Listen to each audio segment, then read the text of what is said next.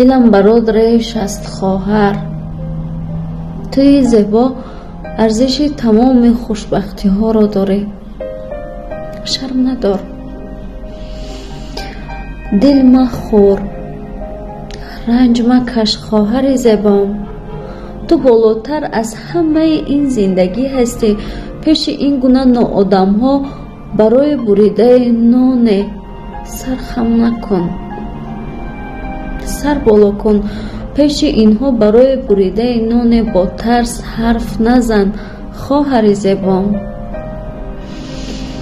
تو ارزش تمام خوشبختی ها را داری. تو باید بخندی و با بهترین شرایط کنار شوهر و فرزندانت زندگی کنی.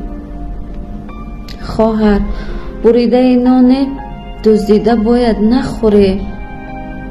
این معنای دزدی را ندارد خواهر گلم. دلم برات ریش است. هر بار خواستم برات چیزی نویسم زبانم لال شد و قلم در دستم شکست. لحظه تو را بیرون از اون چیزی که داره گذاشتم و خودم رو در جای تو موندم. وزنین است، سخت است برداشت این همه رنج و این همه درد. خواهر، بغل بغل برایت حرف دارم. میدونی این نان از گلوی من نمیگذرد. آره، از وقتی نوا رو دیدم این نان از گلویم نگذشت.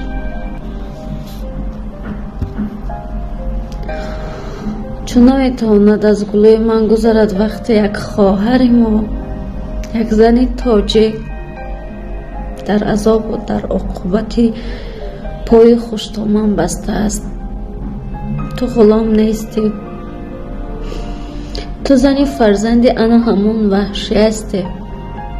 تو غلام نیستی.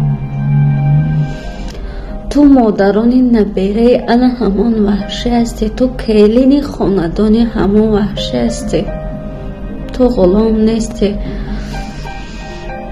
پس نگو، حرفهای او را تکرار نکن. چون تو دزد نیستی. تو فرشته هستی. تو بهترین انسان. دینه گیتام دینه انا مخشی شکستم موندگیشه واکرگیم نی گو روزکره نه هم نه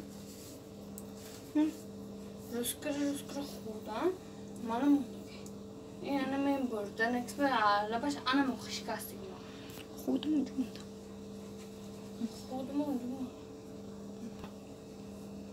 شکنه بیند گفتم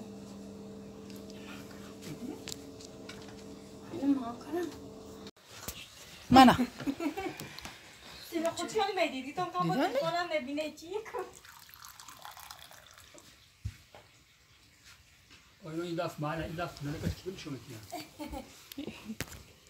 زمین دیده اصلا دوست دارم مانگو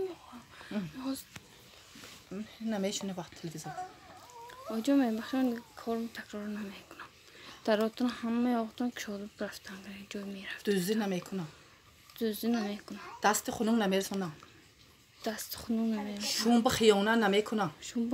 اصلا خون نمیکنم. شوم با پاچکش نمیتروشونم. موشا. موی پاچکش شوم نمیترم. دادات به میگم نمیگم. گوید. دادات به میگم.